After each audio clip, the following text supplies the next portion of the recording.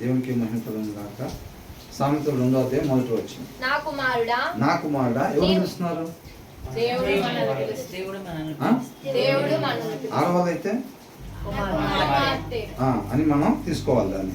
నా కుమారుడా నీవు నా మాట అంగీకరించి నా ఆజ్ఞలను నీ ఎదుట దాచుకొనిన ఎడల అలా చేస్తేనే. అవునా? పొగ దాచుకోకపోతే ఆ కింద చెప్పేది రాదు. అలా దాచుకున్నట్లయితే my son, if you accept my words, నా మాటలు నువ్వు అంగీకరించిన ఎడల, అవునా, అంగీకరించిన ఎడల, and store up my commands within you అని అంటున్నాడు. అండ్ స్టోర్ అప్, మన హృదయంలో అంట వాటిని దాచుకోవాలంట. అర్థమవుతుందండి? విని విడిచిపెట్టాలా? ఒక అరగంట 30 గంట కూర్చుంటే వచ్చిందా జ్ఞానం? అలా కాదంట. ఏదైతే దేవుడి మాటలుగా చెప్పబడుతున్నాయో, అంటే నా కుమారుడా అని అంటే చెప్పేవాళ్ళు మనకేంటి? తండ్రి. అవునా?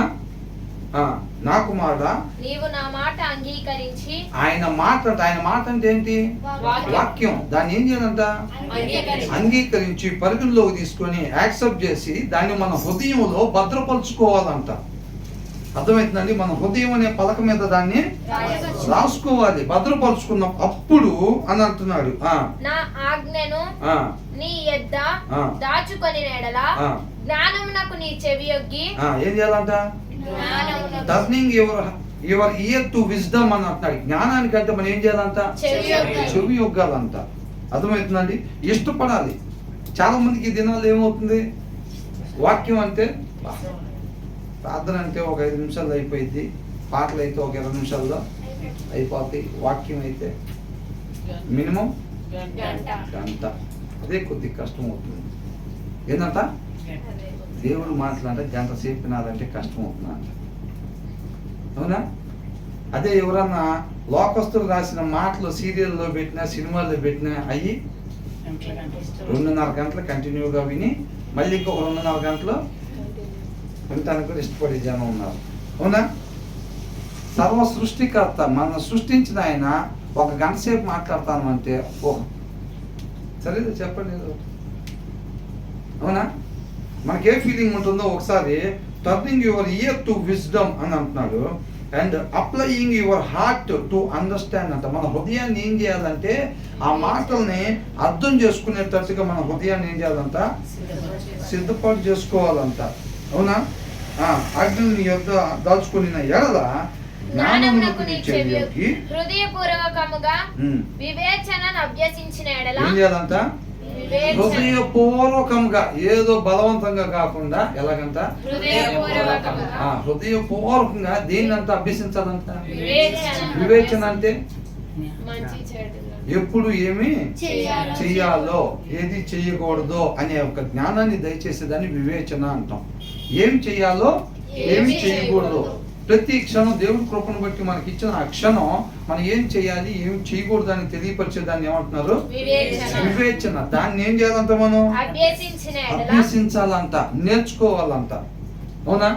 దానికోసం మనం ఆతృత పడాలన్నమాట. బిర్యానీ తీసుకొస్తున్నారంటే మనం ఏం చేస్తాం? ఎక్కడ ఇంకా రాలేదేంటి ఏమంటాం? ఎక్కడ చాలాసేపు అవుతుందేంటి ఇంకా రాలేదే అని వచ్చేస్తాం తొందర మనం ఏం చేస్తాం? కూర్చొని రెడీగా ఉంటాం అన్నమాట. ఆ వాక్యం కొరకు మనం అలా ఉండాలన్నమాట. మనం అభ్యసించటానికి అలా ఇష్టపడాలి. అది నాకు అవసరం, అదే నాకు రక్షణ తీసుకొచ్చేది, అదే నేను పోగొట్టుకున్న దాన్ని మళ్ళా నాకు అందించేది అని చెప్పి ఒక ఆతృత మనకి ఉండాలి అని అంటున్నాడు. తర్వాత ఏంటంట? దేనికోసం మొరపెట్టాలంట? తెలివికై మొరపెట్టిన ఎడల, వివేచనకై if you call out for insight అని అంటున్నాడు. ఇష్టపూర్వకంగా అంట, ఇష్టంతో, నిజంగా ఏదో కాదు, హృదయపూర్వకంగా. దావీదుని దేవుడు ఎందుకని క్షమించాడు? మరణానికి గురి కావాల్సిన పాపం చేసినప్పటికీ కూడా మరణాన్ని ఎల్లో చేయలేదు దావీదుకి. ఎందుకని? తన అంతరంగం అందు నిజమైన పశ్చాత్తాపాన్ని పొందుకున్నాడు. అవునా? దాన్ని గమనించిన దేవుడు ఏం చేశాడు? మరణానికి గురి కావాల్సిన పాపం చేసినా సరే దేవుడు క్షమించాడు అన్నమాట. ఎందుకని? ఆ స్థితిలో ఉండటానికి మరలా ఆ పాపాన్ని చేయటానికి ఇష్టపడలేదు తను. వదిలిపెట్టుకోవటానికి ఇష్టపడ్డాడు. దాన్ని అంతరంగంలో దేవుడు చూశాడు కాబట్టి సిలువ మీద రెండో దొంగను కూడా ఎందుకని యాక్సెప్ట్ చేశాడు? సేమ్ యాజ్ ఇట్ ఈస్ గా దావీదు హృదయంలో అంతరంగంలో ఏదైతే చూశాడో దేవుడు, ఆ సిలువ మీద రెండో దొంగ యొక్క అంతరంగంలో కూడా దేవుడు దాన్నే చూశాడు. మార్చుకోవటానికి ఇష్టపడ్డాడు. నీ రాజ్యంతో వచ్చినప్పుడు నేను జ్ఞాపకం చేసుకో అంటాడు. ఇక పాత బతుకు నాకు వద్దు, ఇక నేను నూతనంగా జన్మించాలి, ఎందుకోసం నేను సృష్టింపబడ్డానో దాని కొరకే నేను జీవించాలని ఇష్టపడ్డాడు అన్నమాట. తీర్మానం తీసుకున్నాడు. ఆ నిజమైన పశ్చాత్తాపం తన అంతరంగంలో కనపడింది కాబట్టి చాలా మంది ఎలాగా డిసెంబర్ 31వ తారీఖు తీర్మానం, జనవరి 2వ తారీఖు గాలికి వదిలిపెట్టడం అంతే. అలాంటి తీర్మానాలు ఉంటా ఉంటాయి, అవునా? అలా కాదు, నిజమైన తీర్మానం తీసుకున్నప్పుడు అంట దేవుడు దాన్ని ఖచ్చితంగా యాక్సెప్ట్ చేస్తాడు. పాపి యొక్క ప్రార్థన కూడా దేవుడు ఎప్పుడు ఆలకిస్తాడు అని అంటే, ఇక పాపపు జీవితం విడిచిపెడదామని ఇష్టపడినప్పుడు ఆలకిస్తాడు అన్నమాట. నీతిమంతుడి ప్రార్థన ఎప్పుడు ఆలకిస్తాడు దేవుడు, అవునా? నీతిమంతుడు అంటే వాక్యాన్ని అనుసరించే వాళ్ళ ప్రార్థన ఎప్పుడు ఆలకిస్తాడు. వాళ్ళకి జవాబును దయచేయటానికంటే ఎదురు చూస్తూ ఉంటాడంట. వాళ్ళు ఏం ప్రార్థన చేస్తాడు, నేను దానికి జవాబును దయచేయాలని ఎదురు చూస్తూ ఉంటాడంట దేవుడు.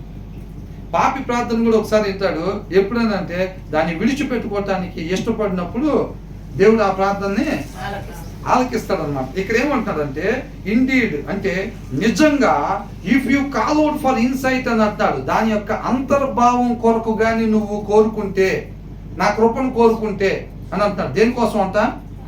ఆ వాక్యం యొక్క అంతర్భావం నీకు కావాలి, అది నన్ను బతికించేది. వాక్య సారాంశం సత్యం. ఆ సత్యం మన స్వతంత్రులుగా చేసిద్ది అన్నమాట. అర్థమవుతుందా? వాక్యం యొక్క సారాంశం కాబట్టి నీకు ఆ సారాంశం, ఆ వాక్యంలో ఒక అంతర్భావం నీకు తెలియాలని చెప్పి నువ్వు కానీ నిజంగా అని అంటున్నాడు. ఇష్టపూర్వకంగా హృదయపూర్వకంగా కానీ నాకు మొరపెట్టుకున్నట్లయితే గనక అని అంటాడు.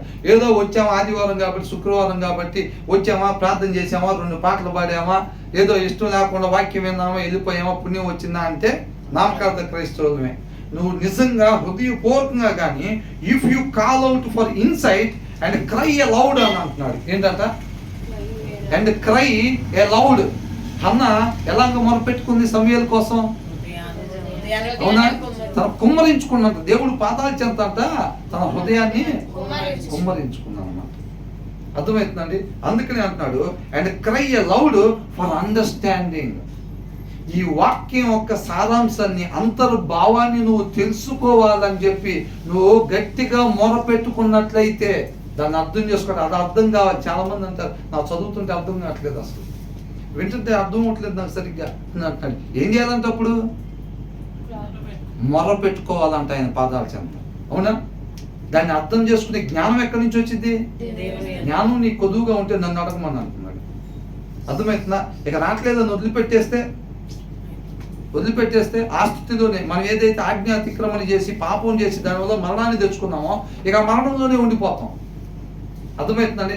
మనకు అర్థం కావట్లేదు అని వదిలిపెట్టేసామనుకోండి ఏమైంది? ఇక మరణంలోనే ఉండిపోతాం అన్నమాట. కాబట్టి నిజంగా నువ్వు మాత్రం అంతర్భావం కోసం కానీ నువ్వు కోరుకుంటే, నువ్వు గట్టిగా నాకు మొరపెట్టుకున్నట్టయితే దాన్ని అర్థం చేసుకోవాలనే జ్ఞానం కోసం నువ్వు మొరపెట్టుకుంటే తర్వాత ఏమంటున్నా 4వ వచనంలో ఎట్లా ఎతకాలంటే జ్ఞానాన్ని ఇప్పుడు వెనకాలది చౌపో ఇప్పుడు ఏదో వెనకాల ఉండేది కదా శీల, అది బంగారంతో పడిపోయింది అనుకోండి, ఎట్లా ఎతుకుతారు? ఓ చీపిరిని ఎత్తికినట్టు లేకపోతే ఓ చాట్ని ఎత్తికినట్టు ఇట్లా ఎత్తుకుతామా? చీపిరి పెద్దది కాబట్టి అదేమైంది తేలిగ్గా కనపడిద్ది. దాన్ని ఎలా ఎతకాలి? కళ్ళు పెద్దవి చేసుకుని చిన్నది ఉంటుంది, అది జాగ్రత్తగా వెతకాలి, అవునా కదా? దాన్ని ఎంత శ్రద్ధతో ఎతికితే దొరికింది? పెద్ద వస్తువులు ఎతికినట్టు ఎతికితే దొరికిద్దా? దొరకదు అది. కాబట్టి ఎట్లా ఎతకాలంట దాన్ని? వెండిని వెతికినట్లు దానిని వెతికిన దేన్నంట? జ్ఞానాన్ని అంట. జ్ఞానం మనల్ని కాపాడిద్ది. ఎందుకు చెప్తున్నాడు? దేవుడు అవసరం లేదు మనకి ఇస్తానంటున్నాడా? ఆ జ్ఞానం నీకు అవసరం. ఆ జ్ఞానాన్ని తండ్రి దగ్గర నుంచి నేను పొందుకొని జయాన్ని సాధించాను మరణం మీద.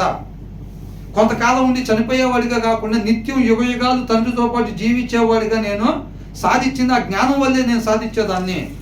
నువ్వు కూడా ఇవాళ పోగొట్టుకున్న స్థితిని మరలా పొందుకోవాలి, తండ్రితో పాటు యుగయుగాలు ఉండాలి, కొంతకాలం ఉండి మరణించకూడదని అంటే ఆ జ్ఞానం నీకు కూడా అవసరం. ఆ జ్ఞానం లేకపోతే నువ్వు దాన్ని సాధించలేవు, మరణాన్ని జయించలేవు. అని అంటున్నాడు. కాబట్టి దాన్ని ఎలా వెతకాలంట?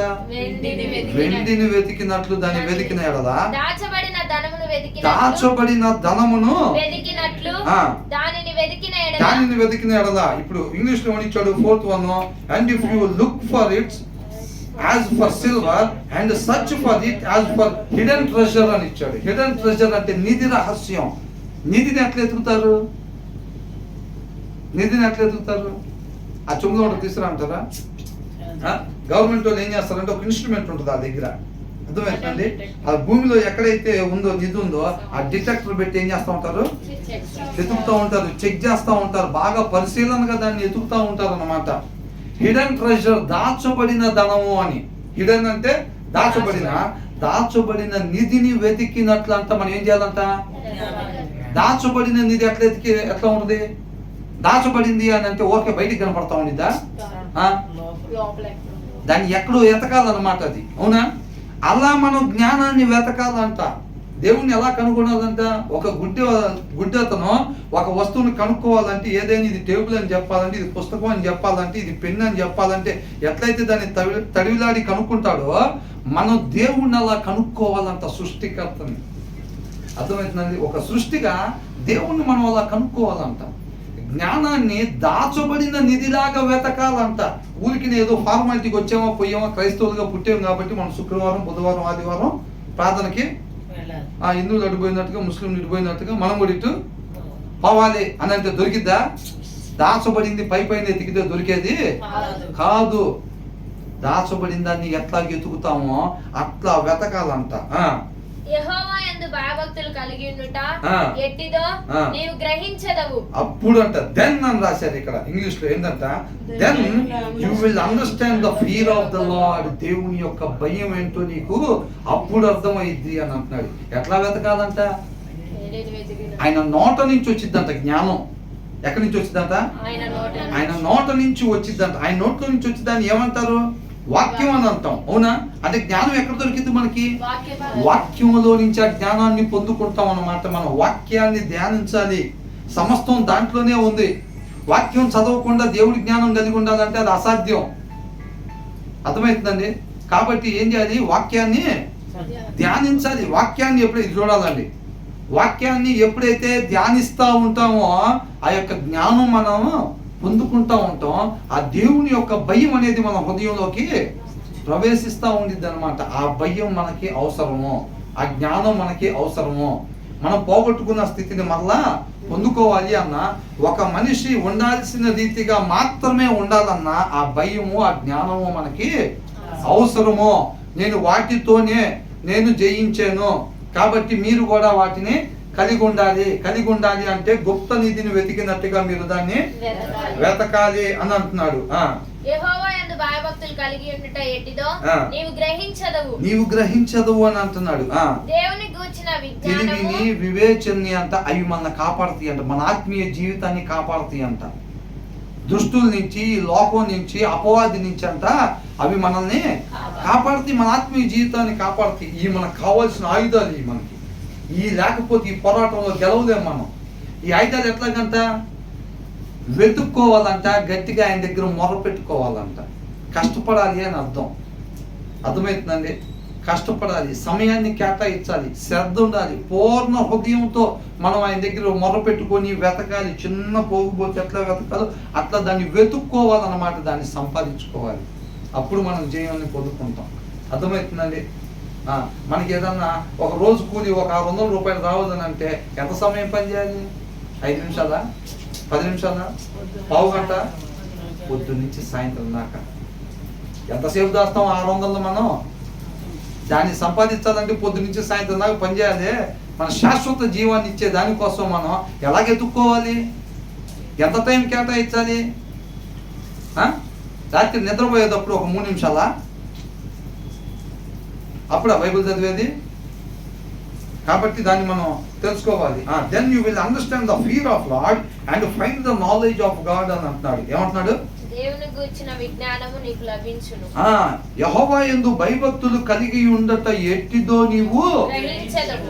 నువ్వు వాక్యం చదవకపోతే ఆయన యందు భయభక్తులు కలిగి ఉన్నావా అంటే ఉన్నానంటాం. నిజంగా తెలియదు మనకు అది. వాక్యం చదువుతుంటే దానికి సంబంధించిన భయం మనలో ప్రవేశించింది, భక్తి మనలో ప్రవేశించింది. అర్థమవుతుందండి? అంత మాత్రమే కాదు, నీవు గ్రహించదు, దేవుని గూర్చిన విజ్ఞానము నీకు లభించును అని అంటున్నాడు. ఎందుకు చెప్తున్నారు ఈ మాట మనకి? ఆ దేవుని గూర్చిన విజ్ఞానము నీకు నాకు అవసరం, అది ఖచ్చితంగా. కాబట్టే దాన్ని అట్లాగా తెలుసుకోండి అని అంటున్నాడు. అర్థమవుతుందండి? ఆయన ఏదో భయభక్తులు కలిగి ఉన్నటువంటి ఏదో తెలుసుకోవాలి, ఆయన యొక్క విజ్ఞానాన్ని మనం పొందుకోవాలి. తర్వాత ఏమంటున్నాడు? ఏంటంట? యెహోవా కూడా జ్ఞానం ఇచ్చేవాడు అని ఉందా? వాళ్ళ పేరు అక్కడ లేకపోతే ఏం చేయాలి? ఈ కొట్టుకెళ్ళరా, సుబ్బారావు కొట్టుకెళ్ళరా, ఏంటంట? ఆయన లేకపోతే ఇంకో కొట్టుకి వెళ్ళరా, ఆడకూడ దొరుకుతాయి పాలపైట్లు. జ్ఞానం ఎక్కడెక్కడ కూడా దొరికిద్దంట? యెహోవాయే అంటే అక్కడ మాత్రమే అని. అవునా? తెలివితేటలు పెరగాలంటే స్పెషల్ క్లాసులు పెట్టించుకుంటే కాదు. ఈ లోక జ్ఞానానికి అయితే స్పెషల్ క్లాసులు పెట్టించలే, కానీ దీనికి ఏంటంట? యెహోవాయే. తల్లిదండ్రుల దగ్గర నుంచి కూడా వచ్చేది కాదు అది. యెహోవాయే జ్ఞానం ఇచ్చువాడు. వాక్య సారాంశం సత్యం. అవునా? యెహోవాయే జ్ఞానం ఇచ్చేవాడు. ఎక్కడి నుంచి వస్తాయి అంట? తెలివి, వివేచన. ఏ టైంలో ఏం చేయాలి, ఏమి చేయకూడదు. మన ఆత్మీయ జీవితాన్ని కాపాడుకోవాలంటే ఎక్కడ ఏం మాట్లాడాలి, ఎక్కడేమి మాట్లాడకూడదు, ఎక్కడ ఎలా ప్రవర్తించాలి, ఎక్కడ ఎలా ప్రవర్తించకూడదు, ఇవన్నీ కూడా మనకి ఎలా తెలిసిద్దంట? ఆయన నోట నుంచి వచ్చిందంట. ఆయన నోట నుంచి వచ్చేది ఏంటి? దేవుని వాక్యం. ఆయన నోట నుంచి ఒక మాట వచ్చిందంటే అది వాక్యం. ఆ దినాన ఆ అవ్వతో చెప్పాడు, ఆ పండు తినొద్దని చెప్పాడా లేదా? ఆదాముతో చెప్పాడు అని అంటే అదేంటిది? వాక్యం. అది ఆయన నోట నుంచి వచ్చేది ఏంటి? వాక్యం. ఈ బైబిల్ మొత్తం ఏంటి? తండ్రి మాట ఇది. అవునా? తండ్రి మాట వాక్యం. ఆయన నోట్లోంచి ఏది పలుకుతాడో ఆ దినాన మీరు ఇది చెయ్యండి, ఇది చెయ్యొద్దు అని చెప్పి ఆ దినాన ప్రవక్తల ద్వారా మాట్లాడాడు, న్యాయాధిపతుల ద్వారా మాట్లాడాడు. ఈ దినాల్లో అంత్య దినాల్లో ఎవరి ద్వారా మాట్లాడుతున్నాడు? ఆయన కుమారుడైన యేసుక్రీస్తు వారి ద్వారా, వాక్యం ద్వారా మాట్లాడుతున్నాడు అన్నమాట. ఆయన నోట నుంచి వచ్చేది వాక్యం. ఆ వాక్యంలో ఇమిడి ఉంటుంది అన్నమాట. ఏంటిది? జ్ఞానం. యెహోవాయే జ్ఞానం ఇచ్చేవాడు. తెలివియు వివేచనయు ఆయన నోట నుండి వచ్చును. ఆయన యథార్థవంతులను వర్ధిల్ల చేయును. ఎవరిని వర్ధిల్ల చేస్తారంట? యథార్థవంతులు కాకపోతే వర్ధిల్లాలని మనం 7 వారాలు ఉపవాసం ఉంటే, 14 వారాలు యథార్థవంతులుగా ఉంటే, అవునా, వర్ధిల్లో పడతాం అన్నమాట. మనం ఏంటంట? ఆయన యథార్థవంతులను వర్ధిల్ల చేయును. యుక్త మార్గము తప్పక నడుచుకొనిన వారికి ఆయన కేడముగా ఉన్నాడు. చూసారా? ఏంటంట? ఈ holds success in store for the upright అని అంటున్నాడు. యథార్థవంతులను. ఒక మనిషి ఎక్కడికి కూర్చో, సరే, ఒక మనిషి ఉండాల్సిన రీతిగా మాత్రమే ఉంటున్నప్పుడు అంట సక్సెస్ అనేది ఒక స్టోర్ లో పెట్టి అది తీసి వాళ్ళకి మాత్రమే ఇస్తాను అని అంటున్నాడు. ఏంటంట? ఈ హోల్డ్స్ సక్సెస్ ఇన్ స్టోర్. ఒక స్టోర్ లో పెడతాడంట సక్సెస్ అనేది. అర్థమవుతుందండి? వర్ధిల్లతం అనేది ఒక స్టోర్ లో ఉండిద్దంట, దాచుబడి ఉంచుతాడంట. అది ఎవరికి ఇస్తాడంట? యథార్థవంతులు ఉండాల్సిన రీతిగా మాత్రమే ఎవరైతే ఉంటారో ఆ స్టోర్ లో నుంచి ఆ సక్సెస్ తీసి వాళ్ళకి ఇస్తాడు అంటున్నాడు. మన యథార్థవంతులుగా లేకపోతే ఆ సక్సెస్ మనకి రాదు. మన ఆత్మీయ జీవితంలో ఆ యొక్క విజయం అనేది మనకి రాదు. ఆ విజయాన్ని ఎవరికి అందిస్తారంటే ఉండాల్సిన రీతిగా మాత్రమే ఉండేవారికి అన్నమాట. తర్వాత ఏమంటున్నాడు? He is the shield to those whose way of life is blameless అని అంటాడు. ఆయనంతా ఒక కవచంగా ఉంటాడంట కొంతమందికి. అర్థమవుతుందండి? ఆయన కొంతమందికి ఎలా ఉంటాడంట? కవచం లాగా ఉంటాడంట. వాళ్ళ ఆత్మీయ జీవితాలు దెబ్బతినకుండా కవచం లాగా ఉంటాడు.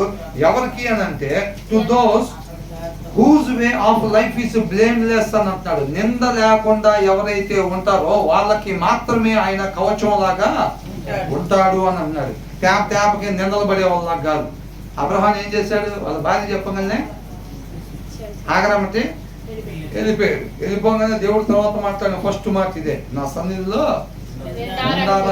నడుచుకోవాలి అబ్రహాం. ఎట్ట పడితే అట్టుంటే కుదరదు. అవునా? సౌలుతో చెప్పినట్టుగా చెప్పాడు. సౌలుతో ఒకసారి చెప్తే అట్లాగే సౌలు వెళ్ళా, రెండోసారి కూడా చెప్పిన అబ్రహాంతో ఒకసారి చెప్పినప్పుడు విన్నాడు కాబట్టి తీసేసి సౌలుని తీసేసినట్టుగా తీసేయకుండా ఉంచుకోవాలి. అర్థమవుతుందండి? ఆయన కృపను బట్టి మనకు కూడా చెప్తున్నాడు. అసలు ఈ దినాలు అననీయ సపీరా దినాలు లాగుంటే మన పని ఎప్పుడూ అయిపోయేది. అవునా? ఎంతమంది ఉండేవాళ్ళం? టీవీ సీరియల్ మొత్తం పార్ట్ అని వెళ్ళిపోయేది. అది ఇంట్లోనే మొత్తం బాక్స్ ఒకటి ఆర్డర్ ఇవ్వటం. అననీయ సపీరాకి ఏం జరిగింది? ఎంతగా మీరు పొలం అంటే అంతకే అమ్మేమన్నారు అన్నారా? తర్వాత ఎంతకాలం బతికారు? వెంటనే అయిందా?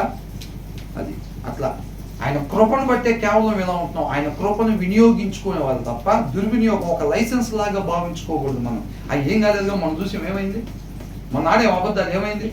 మొన్న మోసం చేసి ఏమైంది? ఏమైనా అయిందా? మొన్న ఏం కాలేదుగా. కమ్మ తిని పడుకున్నాంగా, బాగానే పొద్దున్నే లేచాంగా. ఏమైంది? ఏమి కాకపోవటం ఏంది? మన గొప్పతనమా?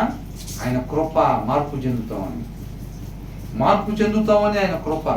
దాన్ని వినియోగించుకుంటే బ్రతికి బట్టగలుగుతాం. అర్థమవుతుందండి? అట్లా కాకుండా దాన్ని లైసెన్స్గా మనం చేసాం కదా, వాడిని మోసం చేసాం కదా, ఏం కాలేదు కదా, మొన్న కల్తీ కలిపాం కదా, ఏం కాలేదు కదా, ఇవాళ కలిపితే మాత్రం ఏమైంది? కలిపినోడు కలపనోళ్ళం ఒకటే లాగున్నాం కదా అని అనుకుంటే పొరపాటే. అర్థమవుతుందండి?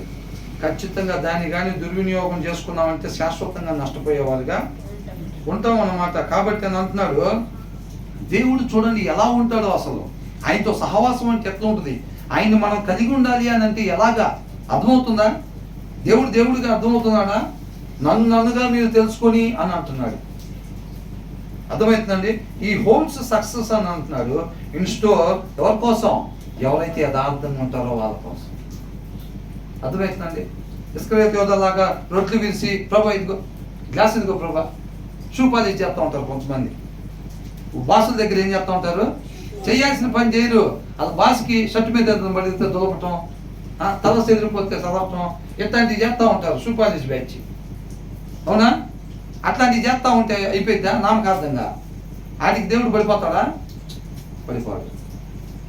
దేవుడు నీకు నాకు సక్సెస్ ఇవ్వాలి అని అంటే, మనకి సక్సెస్ రావాలి అంటే యథార్థంగా ఉండాల్సిందే. వేరే మార్గం లేదంతే. వేరే మార్గం లేదు. దేవుడు నీకు నాకు సక్సెస్ ఇవ్వాలి ఆత్మీయ జీవితంలో అంటే మనం యథార్థంగా ఉండాల్సిందే. పుట్టి క్రైస్తవులు అయినా, బాప్టిజం తీసుకొని 30 ఏళ్ళు అవుతున్నా యథార్థంగా లేకపోతే నీ జీవితంలో, నా జీవితంలో ఆత్మీయ సక్సెస్ అనేది రాదు. రాకుండా ఆయనే చూసుకుంటాడు. ఎవరు చూస్తారు? ఆయనే చూసుకుంటాడు మనకు రాకుండా, మన యథార్థవంతులుగా లేకపోతే మాత్రం. అర్థమవుతుందండి? తర్వాత ఏమంటున్నాడు? He is a shield to those. ఆయన ఒక కవచం లాగా ఉంటాడంట. ఎవరికి? నేను నీకుంటా, కవచంగా నీకుంటా అంటున్నాడా? అలా కాదంట. ఎవరైతే నింద లేకుండా ఉంటారో, ఏందంట? నింద లేకుండా ఎవరైతే ఉంటారో వాళ్ళకి నేను కవచం ఉంటాను అంటున్నాడు. ఒకవేళ నేను నీకు కవచంగా ఉండాలని నువ్వు అనుకుంటే నువ్వు నింద లేకుండా ఉండు. నాకు దేవుడు కవచంగా కలిగి నేను ఉండాలి అని నీకు అనుకుంటే, అది నీ ఆశ, నీ కోరిక అయి ఉంటే నువ్వు ఎలా ఉండాలి? దానికి నింద లేకుండా ఉండాలి. దర్శాలు అంతే. నువ్వు నింద కలిగి ఆయన 3 సార్లు మొరపెట్టుకొని 7 సార్లు ఉపవాసం ఉండి 30 ఏళ్ళు బాప్తిసం అయిపోయిందని చెప్పి తీసుకొచ్చి దాన్ని దేవుడి ముందు పెట్టినా దేవుడు కవచంగా ఉండడు. నువ్వు ఎవరన్నా కానీ కాక. అవునా? నువ్వు వాక్యం చెప్పేవాళ్ళుగా ఉండొచ్చు, పాటలు పాడేవాళ్ళకు ఉండొచ్చు, ఆరాధన నడిపించే వాళ్ళకు ఉండొచ్చు, ఎవరైనా కానీ కాక నువ్వు నింద కానీ నీ దగ్గర ఉంటే నీకు కవచంగా నేను ఉండను. నిన్ను ఊరకనే అటాక్ చేయొచ్చు. అర్థమవుతుందండి? ఆయన మనకి కవచంగా ఉంటే అటాక్ చేయొచ్చా? ఎవరి వల్ల అయిద్దా? కాబట్టి ఆయన్ని మనం కవచంగా ధరించుకోవాలి అని అంటున్నాడు. నామకార్థ భక్తి, పైన భక్తి ఊరకనే నిలబడదండి అది. అవునా? నిలబడదు. సోదర రంగాలు ఏమైతే ఇప్పుడు ఇసుక మీద ఎంత మంచి ఇల్లు కడితే ప్రయోజనం ఏముందండి? రేపు అది సుడిగాల రంగం ఏమైతే పడిపోతుంది, ఎంత సుందరంగా కట్టినా కానీ. కాబట్టి కట్టేదేదో బలంగా ఒక సీరియస్ క్రిస్టియన్గా మనం ఉండాలి. అర్థమవుతుందండి? ఒక సీరియస్ విశ్వాసిగా మనం ఉండాలి. అలా తప్పగా ఉంటే మాత్రం ఇసుక మీద కట్టిన ఇల్లాగానే పడిపోతాం అంతే. ఊరకనే ఏడవంగానే ఎత్తుకుంటాడంటే మాత్రం పొరపాటే. మనకు నచ్చినట్టుగా ఉండి రేపు ఆయన మేఘాల మీద కనపడంగానే కింద పడి దొల్లాడి ఏడితే సరే వాడిని కూడా తీసుకురండి మేఘాల మీద అంటారా? పొరపాటే, మనల్ని మనం మోసం చేసుకున్నట్టే. మన ఇష్టం వచ్చినట్టుండి నాకు కూడా కవచంగా ఉండు ప్రభువా అని చెప్పి అడిగితే, నేను ప్రార్థన చేయకుండా ఉంటాను, నీకు తెలుసుగా నేను ఎందుకు ప్రార్థన చేయలేదో, రోజు చేసేదాన్ని, రోజు చేసేవాడిని, నేను ఇవాళ ప్రార్థన చేయండిలే, అన్నం కూడా తిన్నాను అంటే, నువ్వు అన్నం తినకపోతే ఆయన కవచం ఉంటాడా?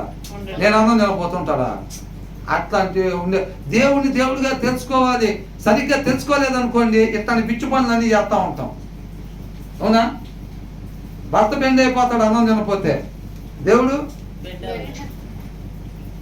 లేదు అక్కడ, అవునా కదా? అది కాబట్టి మనం జాగ్రత్తగా దేవుడిని దేవుడిగా తెలుసుకొని ఆయన మనం కవచంగా ఉండాలి. ఆయన చేతులతో మనకి సక్సెస్ని ఇచ్చేవాడుగా ఉండాలి. అవునా? ఆయన చేతులతో సక్సెస్ మనం అందుకునేటట్టుగా యథార్థంగా ఉంటే ఆయన చేతులతో సక్సెస్ మనం అందుకుంటాం, మన ఆత్మీయ విజయాన్ని పొందుకుంటామంట. ఆయన మనకి కవచంగా ఉంటాడంట, నింద లేకుండా ఉన్నట్టయితే. అవునా కదా? కాబట్టి ఆ క్యాలెండర్లో కూడా ఏం రాయాలి? నువ్వు ఇలా ఉన్నట్టయితే, ఇదిగో ఏమన్నది అక్కడ, ఆశీర్వాదం నుండి నా కుటుంబం నిత్యము ఎప్పుడు తెలుసు, ఆ రాత్రే కదా ఏంటంట, అక్కడ రాత్తేనేగా. అవునా కదా? ఇక్కడ ఉందని కాదని నేను చెప్పేది. ఎక్కడైనా కానీ క్యాలెండర్ మీద రాస్తే నువ్వు యథార్థవంతుడిగా ఉన్నట్లయితే అని చెప్పి అప్పుడు నీకు వర్ధిల్లబడతావు అని చెప్పి రాయాలి. మనం వర్ధిల్లాలి అనుకుంటే ఆ పైన ఓహో నేను యథార్థం ఉండాలన్నమాట అని నేర్చుకుంటాడు. అది ఒక వాక్యం చెప్పినట్టుగా ఒకరికి. పైన తీసేసి కిందకు నువ్వు వర్ధిల్లుతావు అంటే ఆయన ఏం చేస్తాడు? వర్ధిల్లాలి వర్ధిల్లాలి వర్ధిల్లాలి వర్ధిల్లాలి అనుకుంటూ పోతా ఉంటాడు. వాగ్దానాలు ఎత్తి ప్రార్థన చేయమంటే, వాగ్దానాలు ఎత్తి పట్టి ప్రార్థన చేయమంటే ఏం చేస్తారు? ఇదే నాయన వర్ధిల్లాలి, నేను వర్ధిల్లాలి, మా ఆవిడ వర్ధిల్లాలి, మా పిల్లలు వర్ధిల్లాలి, కుటుంబం మొత్తం వర్ధిల్లాలి, కుదిరితే రెండోసారి కూడా వర్ధిల్లాలి, మేము బతికినంతకాలం వర్ధిల్లాలి అంటూ ఉంటాం. ఎప్పుడు? ఏమి లేదు, జీవితకాలం చెప్పినా యథార్థంగా లేకపోతే వర్ధిల్లేదేమి ఉండదు. వర్ధిల్లకుండా ఎవరు చూసుకుంటారు? ఆయనే చూసుకుంటారు. మనం వర్ధిల్లకుండా యథార్థంగా లేకపోతే మాత్రం. అవునా? దాన్ని జాగ్రత్తగా చూసుకోవాలి. దేవుడితో సహవాసం అంటే అది. అబ్రహాంకి ఇష్టం వచ్చినట్టుంది, ప్రభువా పిలిచేవుగా, నన్ను ఇట్లా చేస్తానన్నావుగా, ఇప్పుడు దావీదు దగ్గరికి వచ్చేమన్నాడు? నువ్వు నా ఆజ్ఞల ప్రకారం, నా కట్టడల ప్రకారంగా ఉంటే అని అన్నాడు. అవునా? పిలిచేవుగా ప్రభువా అని అంటే, సొలొమోనుతో ఏం చెప్పాడు? నువ్వు మీ నాన్నలాగా నా ఆజ్ఞల ప్రకారంగా, నా కట్టడల ప్రకారంగా ఉంటే అని అంటున్నాడు. అవునా? లేకపోతే నువ్వు డెవలప్ కాకుండా చూసుకునే పూచి నాది. అదే మరి, అదే దేవుడు, అది తెలుసుకోవటం అంటే. అవునా? ఆయనగా తెలుసుకోవాలి, ఆయనతో సహవాసం చేయాలి, ఆయనతో 4 అడుగులు వేయాలి, మనం ఆయనతో ప్రయాణం చేయాలి అని అంటే మనం ఈ లక్షణాలు కలిగి ఉండాలన్నమాట. రాసుకోవాలి హృదయం మీద యథార్థత. ఎలా ఉండాలంట? జాయిసీ క్రిస్టినా ఉంటే యథార్థంగా ఉండాలంటే రాయాలి. అవునా కదా? బ్రతికితే నింద లేకుండా దేవుని కవచంగా కలిగి బ్రతకాలంటే కండిషన్ అట్లాగనమాట. అది అప్పుడు దేవుడు ఉంటాడు మనతో. తర్వాత ఏమంటున్నాడు? ఏం చేస్తాడంట? న్యాయం తప్పిపోకుండా కనిపెడుతుంట, మార్గానికి కావలి కాస్తాడంట ఆయన. అర్థమవుతుందండి? సత్య మార్గంలో ఒకరు పోయి అపజయాన్ని పొందుకోవటం ఉండదు, దానికి కావలి కాస్తాడు ఆయన. అర్థమవుతుందా? తర్వాత ఏంటంట? ఆయన కాచును. ఏం చేస్తాడంట? For he guards the course of the just అని అంటున్నాడు. అర్థమవుతుందండి? జస్ట్ అంటే న్యాయంగా ఉండటం, కోర్స్ అంటే ఏమండి ఒక రోజు వేసుకోవటం కాదు ఆ టాబ్లెట్లు, అది ఒక కోర్స్ లాగా వాడాలి. టీబీ వస్తే ఏం చేస్తారు? ఏమన్నా టాబ్లెట్ వేసుకుంటే తగ్గిపోయింది, కానీ ఒక కోర్స్ లాగా 9 నెలలు వేసుకోవాలి నువ్వు దాన్ని అంట. ఏంటంట? ఒక కోర్స్ లాగా అంట. ఇక్కడ ఈ గాడ్స్ అంటే ఏంటి? గాడ్స్ అంటే కాపాడటం. గాడ్స్ తిరుగుతారు కదా, కాలనీలో గాడ్లు ఉంటారు కదా, ఏం చేస్తారు? వాళ్ళు కాపలా కాస్తారు, కావలి కాస్తారు. అవునా? దేవుడు ఏం చేస్తాడంట? For he guards the course of the just. ఎవరైతే న్యాయంగా ఉంటారో వాళ్ళకి ఏం చేస్తాడంట? గాడ్ చేస్తాడు అన్నమాట. అర్థమవుతుందా? న్యాయంగా లేకపోతే క్రైస్తవులు అయినా ఆల్రెడీ బాప్టిజం తీసుకున్నా ఏముండదు. ఒకవేళ మన పాటలు పడేవాళ్ళం అయితే ఆరాధన నడిపించేవాళ్ళం అయినా ఏం లేదు. అదంట ఒకసారి న్యాయం ఉంటే కాదంట, ఒక పూట న్యాయం ఉంటే కాదంట, అది ఒక కోర్సు లాగా. నువ్వు ఇవాళ న్యాయం ఉండాలి, రేపు న్యాయం ఉండాలి, ఎల్లుండి న్యాయం ఉండాలి. అలాగెవరైతే ఉంటారో వాళ్ళకి ఆయన ఒక కవచం లాగా కావలిగా ఉంటాడు అనమాట. ఆయన కావలిగా ఉంటే ఎవరు మనల్ని ముడతారో, మనం ఎవరన్నా ఎవరు కూడా ముడతారనమాట. ఆ కాపుదల మనకి కావాలి అని అంటే మనం ఎలా ఉండాలంట, న్యాయంగా ఉండాలంటే. పరిస్థితిని చూసి దాన్ని బట్టి రంగు మార్చుకునే వాళ్ళలాగా కాదు. చర్చికి పోతే ఒకలాగా ఆత్మీయులాగా, ప్రెసిడెంట్ బ్రదర్, ప్రెసిడెంట్ సిస్టర్, చేపలు తీయండి, ఇది కాదు. ఇంటికి వచ్చిన తర్వాత ఏంది నువ్వు అనేది అదే, అది కాదంట. ఎక్కడున్నా ఆయన్ని పోలి ఉండాలంటే ఆయన ఎలా ఉంటాడు? ఆయన అక్కడున్నా ఒకటేలా ఉంటాడు, ఎక్కడున్నా సముద్ర గర్భంలోకి వెళ్ళినా నిన్న అనేది ఏట తీసుకుంటాడు ఆయన. అవునా? మనం కూడా అలాగే ఉండాలి. అది న్యాయంగా ఉండాలి. ఎక్కడైనా సరే నీ సంగతి ఆయన చూసుకుంటాడు. న్యాయం తప్పితే కూడా మన సంగతి ఆయన చూసుకుంటాడు. మన సంగతి ఆయన ఎలా చూసుకోవాలో మన చేతుల్లోనే ఉంది. అవునా? మనల్ని ఎవరు టచ్ చేయకుండా చూసుకోవాలన్నా మన చేతుల్లోనే ఉంది. లేదు వేరే వాళ్ళకి అవకాశం ఇవ్వకుండా మనల్ని ఆయనే టచ్ చేయాలన్నా సరే మన చేతుల్లోనే ఉంది. కాబట్టి మనం ఎలా ఉండాలంట, న్యాయంగా ఉండాలనంట. దేవుణ్ణి మనం కలిగి ఉండాలి అనంటే ఆయనతో సహవాసం కాదు. ఆయన లేకపోతే జయం లేదు, ఆయన ఉన్న దగ్గర జయం. అవునా? యేసయ్య ఏమన్నాడు? నాలో ఆయన, ఆయనలో నేను అంటున్నాడు. ఆయన అంటే తండ్రి. అవునా కదా? అలా ఉన్నాం కాబట్టి జయించాడు అనమాట. మనం కూడా అట్లాగా దేవుణ్ణి కలిగి లేకపోతే మన వల్ల అయ్యే పని కాదు. మన వల్ల అయ్యేదంటే పరిశుద్ధాత్మని ఎందుకు పంపించాలి? అవునా? కాబట్టి ఇక్కడే ఉన్నాడు, he guards the course of the just and protects the way of his faithful ones అంటున్నాడు. faithful ones ఎవరైతే విశ్వాసం ఉంచుతారో. ఎలాంటి విశ్వాసం? క్రియలు. అబ్రహాం విశ్వాసం. అవునా? ఎస్, మేము నమ్ముతున్నామండి. చనిపోయి యేసయ్యలాగా పునరుద్ధానుడై తిరిగి లేచిన క్రీస్తుని మేము నమ్ముతున్నాం. ఆయన పునరుద్ధానుడై తిరిగి లేచాడు. యూదులు నమ్మరంట. ఆయన చనిపోయాడు, మేము ఒప్పుకుంటాం. ఆయన తిరిగి లేచాడంటే మేము నమ్మం అని అంటున్నాడు. మనం ఏం చేస్తున్నాం? నమ్ముతున్నామా లేదా? చూసామా మనం? చూడాల. రేపు మనం కూడా లెగుస్తామా లేదా? ఎవరు చూసారు? చూడాల. అయినా సరే మనం మన తండ్రితో పాటు యుగయుగాలు ఉంటామా లేదా? ఉంటాం. నీతిగా ఉంటే ఎవరు చూసారు? ఎవరు చూడాల. అయినా ఏం చేస్తున్నాం? నమ్మి విశ్వసిస్తున్నాం. దాన్ని నువ్వు విశ్వసించినప్పుడు ఏం కనపడాలంట మనలో? దానికి సంబంధించిన క్రియలు మనలో కనపడాలంట. అప్పుడు నువ్వు నమ్ముతున్నట్టు దేవుడు పరిగణలో తీసుకుంటాను అంటున్నాడు. నువ్వు నమ్ముతున్నానని చెప్పి నోటితో ఒప్పుకొని క్రియలు మొత్తం ఇక్కడికి సంబంధించిన ఈ ట్రంకు పెట్టుల్లో డబ్బులు కట్టలు దాచే కార్యక్రమం చూసుకుంటున్నాం అనుకో, ఏమైంది? దేన్ని నమ్ముతున్నట్టు? ఈ దుష్టులంతా ఇది శాశ్వతమైందిరా ఇది అని ఆ మ్యాన్షన్ కట్టుకుని ఆ మ్యాన్షన్కి ఆయన పేరు పెట్టుకుంటాడంట. రాస్తుందా లేదా? అవునా కదా? ఏసో మ్యాన్షన్ అని పెట్టుకున్నాం అనుకో, ఇది శాశ్వతంగా ఉండేది, మేము కదల్చబడే వాళ్ళం కాదు అని అనుకొని వాళ్ళు అట్టని పనులు చేస్తారంట. వాళ్ళు అర్థమవుతుందండి? శాశ్వతమైంది అది, మేము నమ్ముతున్నాం, విశ్వసిస్తున్నాం అని చెప్పి ఇక్కడ సంబంధించిన క్రియలు చేస్తున్నాం అనుకోండి, దేవుడు దాన్ని నమ్ముతున్నాం తీసుకుంటాడా? దాన్ని అలా పరిగణలోకి తీసుకోలేనంట. కాబట్టి నోటి మాటలో జనాన్ని మోసం చేసినట్టు కాదు. మనం ఏం చేయాలి? హృదయపూర్వకంగా ఎవరైతే and protects the way of his faithful once అంట. అప్పుడు ఎవరైతే అంత న్యాయంగా ఉంటారో అప్పుడు ప్రొటెక్ట్ చేస్తాడనమాట. వాళ్ళ మార్గం, వాళ్ళు వెళ్ళే మార్గం ఉంటుంది చూసారండి, ఆ మార్గంలో వాళ్ళకి ఏ ఇబ్బంది లేకుండా ఆయనే ప్రొటెక్ట్ చేస్తూ ఉంటాడు అంటున్నాడు. ఎవరైతే న్యాయంగా ఉంటారో. అర్థమవుతుందా? ఈ లోకంలో నీతి న్యాయంగా ఉంటే చూడండి ఎక్కడ బతుకుతామండి? చలామణి అవుతామా? లోకంలో చలామణి కాలేం. అవునా? ఎక్కడ చలామణి అవుతాం? నిత్య జీవానికి చలో అంటాం. అవునా కదా? నిత్య జీవానికి చలో అంటాం. తర్వాత ఏంది? ఎప్పుడు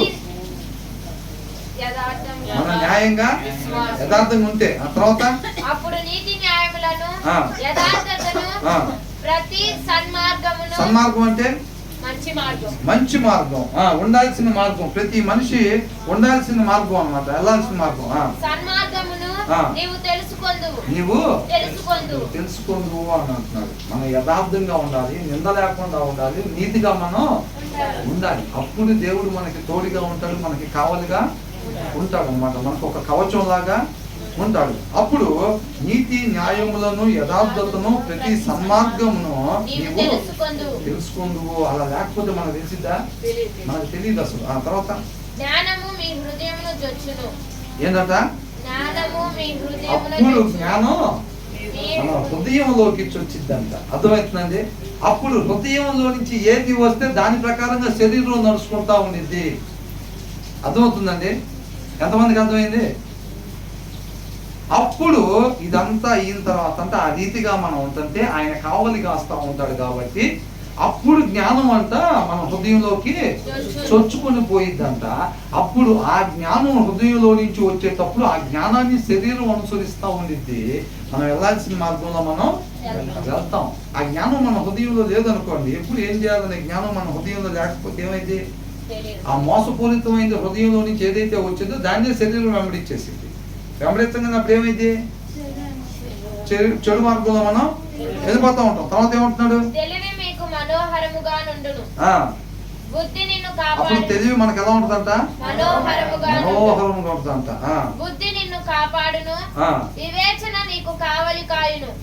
డిస్క్రిప్షన్ విల్ ప్రొటెక్ట్ యూ అని అంటున్నాడు. వివేచన మనం ఏం చేసిద్దంట? కాపాడిద్ది, కావలిగా సిద్దంట. డిస్క్రిప్షన్ వివేచన ఎప్పుడు ఏమి చెయ్యాలనే జ్ఞానం ఉందో చూసారండి, దేవుడి జ్ఞానం. ఆ జ్ఞానం మనల్ని కాపాడిద్ది అని అంటున్నాడు. ఆ జ్ఞానం లేకపోతే, ఆ జ్ఞానం లేకుండా విశ్వాసి ఆఫీస్కి వెళ్తే, ఆ జ్ఞానం లేకుండా పొలం పనికి వెళ్తే, ఆ జ్ఞానం లేకుండా ఇంట్లో కాపురం చేస్తుంటే ఏంటి మన పరిస్థితి? దేవుడి జ్ఞానం లేకపోతే మన ఆత్మీయత ఎలాగా కాపాడుకునేది మనం? ఆ జ్ఞానం కావాలంటే ఏం చేయాలంట? మనం ఆయన పాదాల చెంత మొర పెట్టుకోవాలనంట. అవునా? ఆ తర్వాత ఏమంటున్నాడు? అది దుష్టుల మార్గము నుండి మూర్ఖముగా మాట్లాడు వారి చేతిలో నుండి నిన్ను రక్షించును. ఏం చేసిద్దంట? వివేచన అంతా మనల్ని కాపాడిద్ది అని అంటున్నాడు. అవునా? తర్వాత and understanding will God you అని అంటున్నాడు. ఆ అర్థం చేసుకునేది, అంతర్భావాన్ని అర్థం చేసుకునే జ్ఞానం అంటది మనల్ని కాపాడిద్ది అని అంటున్నాడు. తర్వాత అది దుష్టుల మార్గం నుండి మూర్ఖముగా మాట్లాడు వారి చేతిలో నుండి నిన్ను రక్షించును. నిన్ను నన్ను రక్షించిద్దండి. అది లేకపోతే మనకి పడిపోతాం వాళ్ళ వల్ల. అంతే. అర్థమవుతుందండి? వాళ్ళు ఎనీ టైం అంతా ఎలుగున్న క్యాండిల్స్ ముందంతా వాళ్ళు గుంటలు తవ్వి పెడతారు, వాళ్ళలో ఏర్పాటు చేసి పెడతారు దుష్టులు. అర్థమవుతుందా? ఎవరు హృదయంలో వాక్యం లేకుండా ఉంటారో వాక్యం కలిగిన హృదయాన్ని పడగొట్టడమే, వాళ్ళ హృదయాల్లో కూడా వాక్యం లేకుండా చేయటమే ఇలా పని. అవునా కదా? ఆ వలల్లో మనం చిక్కుకోకుండా ఉండాలి అని అంటే ఏం కావాలి? ఆ జ్ఞానం కావాలి అని అంటున్నాడు. అర్థమవుతుందండి? ఓ పక్షి ఇప్పుడు వలలు పెట్టామండి, వలలు పెట్టాం. ఆ పక్షి ఆ వలల్లో చిక్కకుండా వెళ్ళాలి అని అంటే ఏం కావాలి? దానికి ఆ జ్ఞానం కావాలన్నమాట. మన ముందు కూడా పెట్టే దుష్టులు ఏదైతే ఉంటారో విజ్డమ్ విల్ సేవ్ యూ, మనల్ని కాపాడిద్దంట from the ways of wicked man. దుర్మార్గులు అనంట వాళ్ళు ఏ మార్గాన్ని మనం అటాక్ చేస్తారో దాని నుంచి తప్పించుకోవాలి అని అంటే వాళ్ళ దగ్గర యుక్తిగా ఎలా మాట్లాడాలో మనకు తెలియపరిచేది ఆ జ్ఞానమేనంట. ఆ జ్ఞానం లేకుండా మనం పోయి లోకస్తులతో మాట్లాడినప్పుడు ఏమైంది? పడిపోతాం ఆ వలల్లో. కాబట్టి ఎనీ టైం మనం ఆ జ్ఞానం కలిగి ఉండాలన్నమాట. ఆ దుర్మార్గుల దగ్గర, లోకస్తుల దగ్గర మనం ఎలాగా మెదులుకోవాలి అనేది ఆ జ్ఞానమే మనకు నేర్పిద్ది. ఆ జ్ఞానం లేకపోతే మాత్రం పడిపోతాం. వాళ్ళు పెట్టే వలల్లో, వాళ్ళు తీసే గుంటల్లో ఏమవుతాం? పడిపోతాం. అంతే. ఆ wisdom will save you from the ways of wicked man, from men whose words are personal అని అంటున్నాడు. ఏమన్నా తెలుగులో? అది దుష్టుల మార్గం నుండి మూర్ఖముగా మాట్లాడు వారి చేతిలో నుండి నిన్ను. కొంతమంది ఏం చేస్తారు? వితండవాదం చేస్తూ ఉంటారు, మూర్ఖంగా మాట్లాడుతూ ఉంటారు. అవునా? అట్లా మాట్లాడే వాళ్ళ దగ్గర మనం ఎలా జయాన్ని పొందుకుంటాం? ఆ జ్ఞానం ఉండాలంట మనకి. అర్థమైందా? వాళ్ళ నుంచి అదే కాపాడిద్ది అన్నారు. తర్వాత ఏంటంట? చీకటి త్రోవలో నడవవలెనని. వాళ్ళు ఏంటంట? చీకటి త్రోవలో నడుచుకోవాలనుకునే వాళ్ళు కూడా ఉంటారంట. కొంతమంది వెలుగులో నడుచుకోవాలంట వాళ్ళు కూడా ఉంటారు. ఇలాంట అట్టి వారు చీకటి త్రోవలలో నడవవలెనని ఏం చేస్తారంట? అసలు ఒక మనిషి ఉండాల్సిన మార్గంలో ఉండకుండా అంటే దాన్ని విడిచిపెట్టి చీకటి మార్గంలోకి వెళ్ళాలనుకుంటా. డబ్బు సంపాదించాలా, ఏదో ఒక రకం డబ్బు సంపాదించాలనుకుంటా. వాడిని నేను చూసి ఏం చేస్తారు? ఆ ఇంటి పక్కన పెద్ద కారు వేసుకుని వెళ్తుంటే ఇంటి కాలు బంగ్లా కట్టుకుంటే డిసైడ్ అయిపోతారు లోపల. ఏమని? మనం కూడా ఏదో ఒకలాగా అంటే ఏది? ఇక న్యాయం లేదు, ధర్మం లేదు, నీతి లేదు. ఇక అవన్నీ తీసి పక్కన పెట్టాడు అనమాట. ఇక అంటే ఉండాల్సిన మార్గం తీసి ఇక పక్కన పెట్టేశాడు. పక్కన పెట్టి ఇక చీకట్లో నడుద్దాం అని డిసైడ్ అయ్యాడు. ఇక ఉండాల్సిన మార్గం, మనం నడవాల్సిన మార్గం కాదురా, ఇక దాన్ని తీసి పక్కన పెట్టి ఇక చీకట్లో వెళ్తానికి డిసైడ్ అయ్యారంట. అంటే ఈ లోకంలో పేరు సంపాదించడానికి, డబ్బు సంపాదించడానికి, నీతి న్యాయం అనే దాన్ని తీసి పక్కన పెట్టేశారంట. అట్లాగంట అదే నా రాస్తుంది ఇక్కడ ఏముంది, అట్టివారు చీకటి త్రోవలలో నడవవలెనని యథార్థ మార్గమును విడిచిపెట్టుదురు, కీడు చేయ సంతోషించుదురు. ఏందంట, కీడు చేయ సంతోషించదురు, అతి మూర్ఖుల ప్రవర్తన యందు ఉల్లసించదురు అంట. అతి మూర్ఖుల ప్రవర్తన యందు అంట. అర్థమవుతుందండి. వాళ్ళ ఇష్టాలు ఏమైపోయినాయి, కొంతమంది పిల్లలు ఏమంటారు, ఏది పట్టినా వద్దంటావేంది డాడీ, అసలు ఏది పట్టినా వద్దా, అధ్యాత్తానంటే వద్దంటే, ఇచ్చేస్తానంటే వద్దంటావు, అధ్యాత్తానంటే వద్దంటావేంది అని అంటారు. అంటే ఆ పిల్లల హృదయంలో ఏముంది, అన్ని చెడే ఉన్నాయి. నేను 3 అడిగితే 3 వద్దంటావేంది అని అంటే నీ లోపల 3 ఇష్టాలు ఏమున్నాయి, చెడే ఉన్నాయి. అందుకనే వద్దంటున్నాడు డాడీ. అవునా, చాలా మంది వాక్యం దగ్గరికి ఎందుకు రారు అని నేను రాజులో చర్చికి అంటూ ఉంటారు. ఎందుకంటే అది చేయకూడదు, ఇది చేయకూడదు, అది చేయకూడదు అంటే ఏది చేయకుండా ఎట్టా అంటే వాక్యం చెప్పింది చెడు చేయకూడదు, ఒక మనిషి చేయకూడని పనులు, ఉండకూడని విధానం అనేది రాసుంటుంది వాక్యం, అంతే తప్ప. అవునా కదా. వీళ్ళు ఏం చేశారు, ఉండకూడని అన్ని ఇష్టాలుగా పెట్టుకున్నారు. వీళ్ళు ఉండకూడని అన్ని ఇష్టాలుగా పెట్టుకున్నారు. అప్పుడు వాక్యం చదువుతుంటే ఏమనిపిస్తుంది, ప్రతిదీ కూడా మనకి ఇష్టమైన అన్నీ వద్దని చెప్పిద్రా వాక్యం. అవునా, మా డాడీ ఏది పెట్టినా వద్దంటారా, మీ డాడీ ఏది పెట్టినా వద్దండో, చేయకూడన పనులన్నీ నువ్వు ఇష్టంగా లోపల పెట్టుకున్నావు, అందుకని నువ్వు ఒక్కొక్కటి చెప్తుంటే వద్దంటున్నారు. ప్రాబ్లం ఎక్కడుంది, డాడీ దగ్గర ఉందా, డాడీ దగ్గర కాదు, మనలో చెయ్యకూడని అన్నీ మనం ఇష్టాలుగా పెట్టుకొని ఉన్నాం అన్నమాట. అవి వద్దంటే బాధ అనిపిస్తుంది మనకి. అవునా కదా. తప్పిపోయిన కుమారుడు కూడా అంతేగా, వద్దని అంటే ఏం వద్దు, ఇవాటి నుంచి తెగదెంపులే మొత్తం నాకు ఇచ్చేయండి, వద్దు అదో ఇది వద్దని అంటారు, డబ్బులు అడిగితే వద్దంటారు, ప్యాకెట్ అంటే వద్దంటారు, మందు అంటే వద్దంటారు, తిరిగి వద్దాను అంటే వద్దంటారు, అన్నీ వద్దంటారు. నేను ఆడపడాలి, నా ఆస్తి నాకు ఇచ్చేయండి అన్నాడు.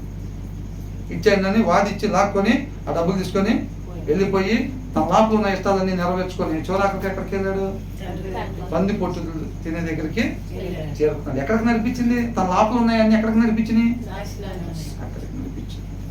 అవునా. ఆ తర్వాత ఏమంటున్నాడు, కీడు చేయ సంతోషించుదురు, అతి మూర్ఖుల ప్రవర్తన యందు ఉల్లసించుదురు, వారు నడుచుకున్న త్రోవలు వంకరివి. ఎలాంటి అంట, వాళ్ళని అడగండి ఏం చెబుతారు, ఏమంటారు, నేను పర్ఫెక్ట్ గా ఐఆమ్ పర్ఫెక్ట్ అని చెప్తారు. అవునా కదా. నేను కట్టుకున్నా, నేనేం తప్పు చేయట్లేదే అని అంటారు. అందుకని పోయి లోకస్తులు ఎవరన్నా నువ్వు పాపి అంటే ఏమంటారు, ఏం పాపి, నేను ఏ పాపం చేశాను, నేను నీదేమో తీసుకున్నానా అంటారు. అవునా కదా. వాక్యం సత్యం కదా. ఏం చెప్తుంది, వాడు నడుచుకున్న త్రోవలో వంకరి. అవునా కదా. నీకు నువ్వు చెప్పుకోవటం, నాకు నేను చెప్పుకోవటం కాదు, చెప్పాల్సిన వాళ్ళు చెప్పాలి. అవునా కదా. అవన్నీ అంత వంకరవి. వారు కుటిల వర్తనులు, వంకర మార్గంలో ఉండేవాళ్ళు, తప్పుడు దారిలో నడుచుకునే వాళ్ళు. ఆ తర్వాత మరియు అది జార స్త్రీ నుండి మృదువుగా మాట్లాడు పరస్త్రీ నుండి నిన్ను రక్షించును. అట్టి స్త్రీ ఏది, జ్ఞానం. అవునా. ఎలాంటి ఉండాలి మనం, ఏందంట జ్ఞానం అంట, మనల్ని అట్లాగా రక్షించిద్ది అని అంటాడు. విజ్డమ్ విల్ సేవ్ యూ అని అంటున్నాడు. విజ్డమ్, ఆ జ్ఞానం అంతా మనల్ని కాపాడిద్దంట. ఆల్సో దీని నుంచి, ఈ దుర్మార్గుల నుంచి, వాళ్ళ మాటల నుంచి, లేకపోతే వాళ్ళ ప్రవర్తన నుంచి నిన్ను పరగొట్టాలని వాళ్ళు పెట్టే వాళ్ళ నుంచి మాత్రమే కాదంట, అదేంటంట, ఎవరి నుంచి అంట, పరస్త్రీ నుంచి కూడా, వ్యభిచారుల నుంచి, వాళ్ళ నుంచి కూడా రక్షించిద్దంట ఆ జ్ఞానం మనకి. అది అంత అవసరం అన్నమాట మనకి. Wisdom will save you also from the adulterous women, from the wayward women అని అంటున్నాడు. వేయార్డ్ అని అంటే మార్గం తప్పిపోయినా అని అర్థమవుతుందండి. ఎలాంటి స్త్రీ అంట, తప్పుడు మార్గంలో నడుస్తున్న స్త్రీ. ఆమె నుంచి కూడా ఆ జ్ఞానం ఏం చేసిద్దంట, విత్ హర్ సెడక్టివ్ వర్డ్స్ అని అంటున్నాడు. అట్టి స్త్రీ తన యవన కాలపు ప్రియుని విడిచినది, తన దేవుని నిబంధనను మరిచినది. ఏంటంట ఇక్కడ చూడండి, who has left the partner of her youth. వివాహం చేసుకున్న తర్వాత భర్త ఉంటాడు కదండి, ఆ భర్తను విడిచిపెట్టేసి ఆమె ఈ పనులు చేస్తూ ఉందన్నమాట. And ignored the covenant she made before God. వివాహం అంటే తాళి కట్టడమో, లేకపోతే ఈ నలుగులు వేసుకోవటమో, లేకపోతే ఉంగరాలు తొడవటం, బైబిల్ మార్చుకోవటం కాదండి.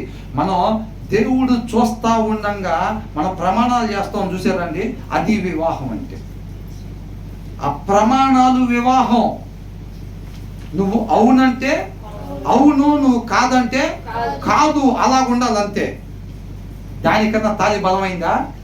దానికన్నా ఉంగరాలు బలమైనయా? లేకపోతే ఇంకోటి బలమైనయా? కాదు. ఇక్కడ ఏమనుంది? నువ్వు దేవుడు ఆమంట ఏం చేసిందంట? దేవుడు ఎదుట తాను చేసిన నిబంధనను ఏం చేసిందంట?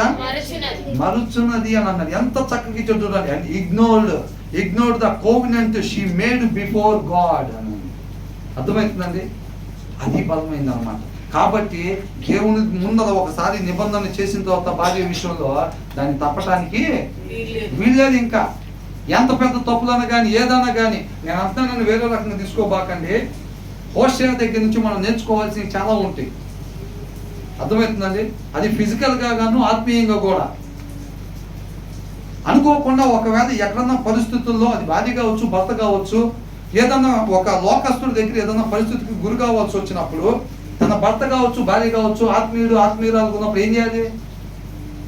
ఇక్కడ ఉన్న లీగల్ రూల్స్ ప్రకారం వెళ్ళాలా? తన ఇష్టపూర్వకంగా కాదు కాబట్టి జరిగింది, ఏం చేయాలి?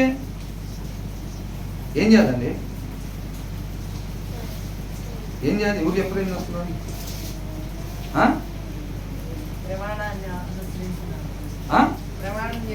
హోషేయకి ఏం చెప్పాడు? వేరే వాళ్ళ దగ్గరికి వెళ్ళిపోయింది ఇట్లాగా ఏమన్నాడు? తెచ్చుకోమని చెప్పాడు. అవునా కదా? తెచ్చుకోమని చెప్తున్నాడు. అది కాబట్టి ఆయన అంటాడు, ఒకసారి ఆయన జతపరిచిన తర్వాత ప్రమాణాలతో ఇక ఏ కారణంతో కూడా దాన్ని విడదీయటానికి ఎవరికి కూడా హక్కు లేదు. అది సుప్రీంకోర్టు జడ్జి కావచ్చు, హైకోర్టు జడ్జి కావచ్చు, ఎవరైనా కావచ్చు, అంతే. అర్థమవుతుందండి. ఆ చాకుకి ఆ ఆకురాయి అవసరమైంది, అంతే. అవునా కదా? అది అట్నుంచి ఇటైనా, ఇటు నుంచి అటైనా. ఆయన డైమండ్స్ తయారు చేసుకుంటున్నాడు. ఆయన సిటీలోకి డైమండ్స్ తయారు చేసుకుంటున్నాడు. ఆ డైమండ్స్ ని ఏ షేప్ కావాలి, ఎలా కావాలో ఆ పరిస్థితిని బట్టి ఆయన కావాల్సిన ఆకారాన్ని తెచ్చుకుంటాడు. మనం సబ్మిట్ చేసుకోవాలంటే. సబ్మిట్ చేశాడు. తలకాయని తీసేసుకోవడానికి ఆయన అప్పగించాడండి శిష్యుల్ని. అప్పగించలేదా? ఆయనకి ఇష్టం లేక సబ్మిట్ చేసుకున్నాడు అంతే. ఆయన అప్పుడే ఆకారం వచ్చింది. నాతో పాటు ఉండాల్సిన ఆకారం ఎప్పుడు వచ్చిందంట? ఈ తలకాయ ఇట్లాగా తీసివేయబడతామంటే అప్పుడు ఆకారం వచ్చిందని ఆయనగా తెలుసుకోవాలి. అర్థమవుతుందండి. ఆయనగా తెలుసుకోవాలి. ఆయన ఎలా చేశాడు? ఎందు నిమిత్తం ఎలా చేశాడు? నొప్పిగా ఉండదా? భర్త తాగొచ్చి కొడితే నొప్పి ఉండదా? లేదా? ఉండిద్ది. అయినా సరే ఒక విశ్వాసురాలైన భార్య భర్తని తన ప్రవర్తన ద్వారా నువ్వు నమ్ముకో, నువ్వు నన్ను నమ్ముకో, నీ కొడుతుంటే నొప్పి ఉండదని అన్నారా? ఎక్కడ ఉందా అట్లాగా? నువ్వు నన్ను నమ్ముకోక ముందు దాకా తాగొచ్చి కొడితే నీకు నొప్పి ఉండదు. నువ్వు నన్ను నమ్ముకున్న తర్వాత వచ్చి కొడితే నీకు నొప్పి ఉండదని ఉందా? అట్లా కాదు. అర్థమవుతుందండి. కాబట్టి అది దేవుడు ఎలా చేశాడు, మనం అక్కడ ఉండాలి. ఆయన స్వరాన్ని వినుకుంటా మనం ఏ రీతిగా ఉండాలో ఆ రీతిగా మనం ఉండాలి. అర్థమవుతుందండి. దానికి ఆయన శక్తి కావాలి. నేను చెప్పినంత తేలిక కాదు, కానీ ఆయన శక్తిని మనం ఆశ్రయించినట్టయితే ఖచ్చితంగా జయాన్ని పొందుకుంటారన్నమాట. కాబట్టి ఆ ప్రమాణాన్ని అంట ఎలాంటి స్త్రీ అంటే ఆ స్త్రీ గురించి చెప్తున్నారు. కానీ ignore the covenant she made before God అని అంటున్నాడు. తర్వాత 18 దాని ఇల్లు మృత్యువునొద్దకు ఎక్కడ దారి తీసిద్దంట? ఆ వల ఆ జ్ఞానం, దేవుడి జ్ఞానం కానీ లేకపోతే ఏమవుతాం? ఆ వలలో చాలా మంది పడిపోయిన వాళ్ళు ఉన్నారు. విశ్వాసులు పడిపోయిన వాళ్ళు ఉన్నారు. పాస్టర్ గారు పడిపోయిన వాళ్ళు ఉన్నారు. తెలుసండి. పాస్టర్ గారు పడిపోయిన పరిచర్యకని పోయి కొట్టిపోయిన పరిస్థితులు ఉన్నాయి చాలా మంది దగ్గర. ఎందుకని? ఆ జ్ఞానం లేకనే. ఎవరు? నాకు కూడా అవసరం ఆ జ్ఞానం. నువ్వు ఎంత తోడిపోయినా కానీ నిలబడాలంటే నీకు ఆ జ్ఞానం అవసరం. నీలో ఏమీ లేదు, నువ్వు నేను ధూళి. ఆయన కృపను కోరుకుంటే, ఆయన పాదాలు చెంతబడి ఉంటే దాని సమృద్ధిగా ఆ జ్ఞానాన్ని మనకి దయచేస్తాడు. ఆ జ్ఞానం మనల్ని కాపాడితే అంటున్నాడు. నువ్వు నేను పోయి ఒక దగ్గరికి నలుగురు దగ్గరికి వెళ్ళి పరిచర్య చేసి వస్తున్నాము అంటే, నిలబడ్డామంటే కేవలం ఆయన కృపను బట్టి మనకి ఇచ్చిన జ్ఞానమే. అర్థమవుతుందండి? కాబట్టి మనం ఏదైనా అతిశయించాలంటే ఆయన్ని బట్టే తప్ప మన దగ్గర అతిశయించడానికి ఏమీ లేదు. అది ఎవరన్నా కానీ. కాబట్టి ఏమంటున్నాడు? దాని ఇల్లు మృత్యువు నొద్దకు దారితీయును, అది నడుచు త్రోవలు ఎక్కడికంతా తీసుకెళ్ళేది? అది ప్రేతల దగ్గరికంట. అవునా? ఏమంటంట? And her paths to the spirits of the dead అంట. హోలీ స్పిరిట్ కాదంట, పరిశుద్ధాత్మ దగ్గర కాదంట నడిపించేది. స్పిరిట్స్ ఆఫ్ డెడ్, మృత్యువు దగ్గరికి నడిపించేది ప్రేతాత్మలు అన్నమాట. ఆత్మలు ఎక్కడికి నడిపిస్తాయి? నిత్య నరకాగ్నికి నడిపిస్తాయి. మరణానికి ఏదైతే ఆజ్ఞ అతిక్రమణ చేసి మరణంలో పడ్డామో, ఈ ఆత్మలు ఎక్కడికి నడిపిస్తాయి అంట? మళ్ళీ అదే మరణం దగ్గరికి నడిపిస్తాయి అంతే. అర్థమవుతుందండి? ఏ ఆత్మలో?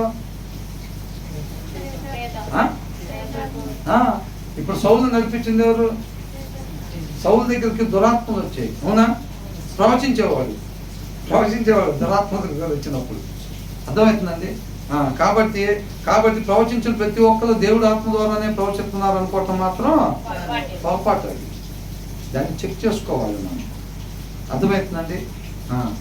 తర్వాత ఏమంటున్నాడు? దాని యొద్దకు పోవు వారిలో ఎవరును తిరిగి రారు. జీవ మార్గములు వారికి దక్కవు. నన్ who go to her return or attain the paths of life, వాళ్ళ జీవం అనేది పొందుకోలేరు. కాదు. అర్థమవుతుందండి? ఆ జ్ఞానాన్ని సంపాదించుకునే వాళ్ళు ఏంటంటే, దేవుడి మాటలో నుంచి ఆ జ్ఞానం వచ్చింది. ఆ మాటలో జీవం ఉంటుంది. అవునండి? అదే మనల్ని కాపాడిద్ది. దాన్ని భుజించేటప్పుడు, దేవుడి వాక్యాన్ని భుజించేటప్పుడు అది ఆత్మీయ ఆహారం కాబట్టి మనం నిత్యము జీవించి ఉండేవారిగా మనం అవుతాం. నిత్య జీవానికి నడిపించింది అనమాట ఈ మార్గం. ఇందాక మార్గం ఎక్కడ తీసుకెళ్ళిద్ది? నిత్య నరకాగ్నికి తీసుకుని పోయిద్ది అని అంటున్నాడు.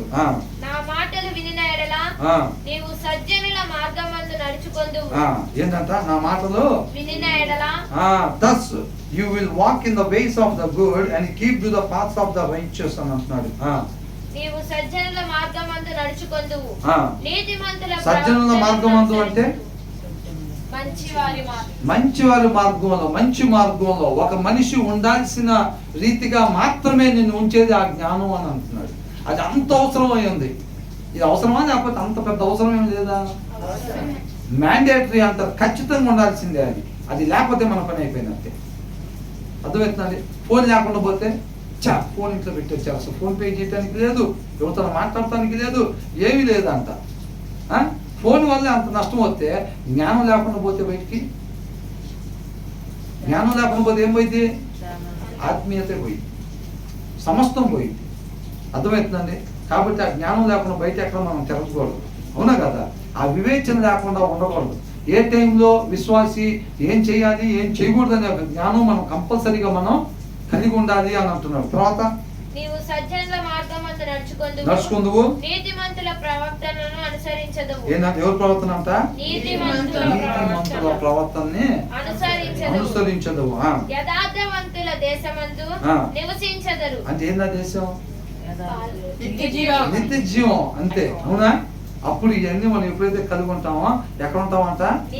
యథార్థమంతులు, నీతిమంతులు, యథార్థమంతులు దేశమందు నివసించరు. For the upright will live in the land and the blameless will remain in it అని అంటారు. నింద లేకుండా ఉండే వాళ్ళంట ఆ రాజ్యంలో ఉంటారు అని అంటారు. ఫర్ ద అప్రైట్, యథార్థవంతులు will live in the land అని అంటున్నాడు. ఆ నిత్య జీవంలో అనంట యథార్థవంతులు ఉంటారంట. అంత మాత్రమే కాదు, నింద లేకుండా ఎవరైతే ఉంటారో వాళ్ళు దాంట్లో ఉంటారు. But the wicked will be cut off from the land అని అంటారు. దుర్మార్గులు ఎవరైతే ఉంటారో వాళ్ళు ఏంటంట? ఆ దేశమందు ఉండకుండా నిర్మూలించబడతారు. ఎంత unfaithful will be tan from it అంట. అన్ఫెయిత్ఫుల్, నమ్మకంగా విశ్వాసంగా లేకుండా ఎవరైతే ఉంటారో వాళ్ళు ఏం చేస్తారంటే ఆ దేశంలో నుంచి తీసివేయబడతారు. ఆ దేశంలో వాళ్ళకి స్థానం ఉండదు. మనం ఆ దేశంలో ఉండాలి, ఆ రాజ్యంలో ఆయనతో పాటు యుగయుగాలు ఉండాలి అని అంటే మనం ఎలా ఉండాలి?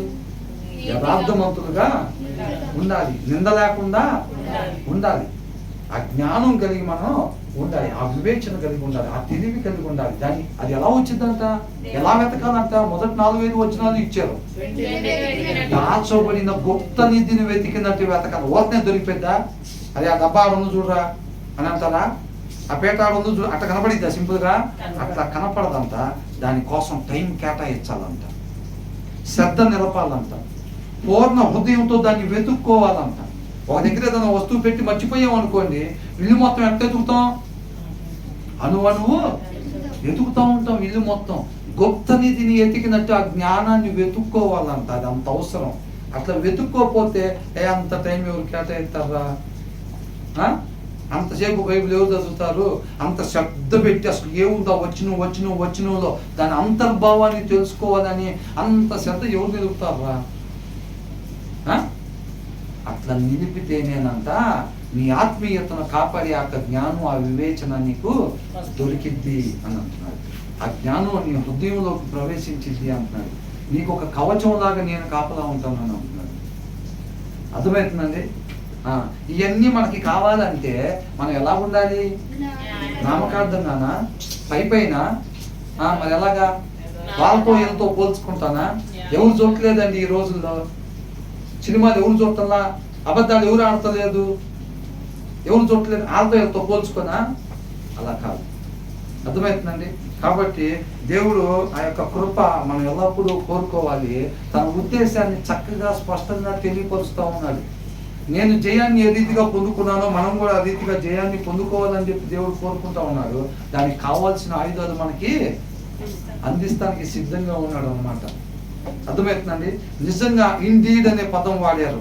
ఇష్టపూర్వకంగా నిజంగా కానీ మీరు కోరుకున్నట్లయితే దాని అంతర్భావం, నిన్ను బ్రతికించే ఆ జ్ఞానం నీకు నిజంగా కావాలని కానీ నువ్వు కోరుకున్నట్లయితే నేను ఇస్తానన్నాను. అర్థమవుతుందండి? కాబట్టి ఏదో ఊరికనే లాస్ట్ ప్రార్థన తీర్మానాలు కాకుండా డిసెంబర్ 31వ తారీఖున తీసుకొని తీర్మానం, జనవరి 2వ తారీఖు వదిలేసే తీర్మానాలు కాకుండా శాశ్వతంగా ఆయనతో పాటు యుగయుగాలు ఉండాలి అని ఒక బలమైన తీర్మానం, ఆ తీర్మానంలో నుంచి మళ్ళీ జారిపోకుండా ఆయన శక్తిని, ఆయన కాపుదలని మనం శాశ్వతంగా జీవింపజేసే అక్కడ జ్ఞానాన్ని మనం పొందుకోవాలని చెప్పి ఆయన కృపను కోరుకునేవారుగా మనం ఉండాలి. అర్థమవుతుందండి? మరి ఉందామా? ఎంతమంది కోరుకుంటున్నాం? అట్లాగా ఎంతమంది కోరుకుంటున్నారు? నిజంగా